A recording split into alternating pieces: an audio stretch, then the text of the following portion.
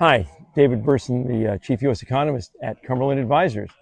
Brando, good to have you here. Tell everybody who you are and who you work for. Sure. I'm Brando Reyna. I'm the Chief Investment Officer for Novare Capital, a wealth manager in Charlotte, North Carolina. So here we are at Camp Kotok. We've got about 50, 55 people, various, money managers, economists, political people, all sorts of people. Why are you here?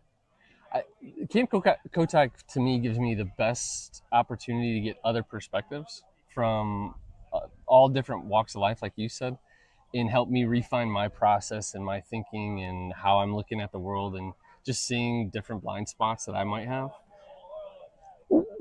So what have you learned this trip? I know you've been here before. We're I have, friends. yeah. So what have you learned specifically on this trip? You know, when Harvey talked the other night, it really helped. It's Harvey Rosenblum from Sorry. formerly of the Dallas Fed. Yeah, when Harvey was talking the other night, it was so good in that he's got a ton of years of experience. He's got a ton of wisdom to share. In me being a younger guy, it's easy to get set in our ways, or we get in our box. And when he was talking about making things better, that the gold standard isn't what we should be. We can shoot for it, but we need to recognize that when we are moving things forward, the best isn't going to be the gold standard in reality. Oftentimes it's an imperfect world, but you can still keep going towards that. So doing something that isn't necessarily going to be ideal or the textbook picturesque scenario doesn't mean you shouldn't keep progressing forward.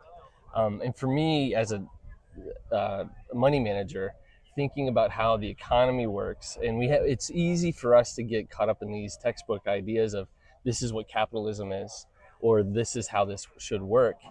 And we're far from a textbook definition of what capitalism is, but understanding that we're not, even though we're not going to get here, there's still other steps we can take. That for me was super beneficial, and just thinking through my process of how I look at the world, stocks, valuations, how companies are going to repivot and adjust during the climate.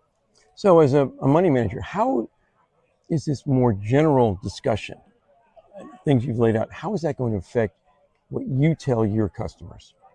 It's very relevant. Our customers are particularly interested in more macro, high level things. Nobody really wants to have a conversation with me on the specifics of a company and their manufacturing or whatever it may be. But it helps, the macro big picture does help shape the landscape that our companies are navigating.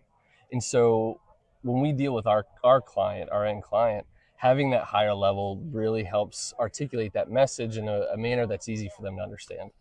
Well, we've got one more day here, this afternoon and tomorrow morning. Yeah. What do you hope to learn in that last day? Oh, that's a good question. I don't know, to be honest with you. I mean, there's so many unique perspectives here. It's tough to kind of single one thing down, because you can go from one conversation to another and you can pick up two totally different new ideas or experiences from other people. Yeah, I'd have to get back to you on that one. If it's just one thing, yeah, but I appreciate it. Well, Brando, thank you so much.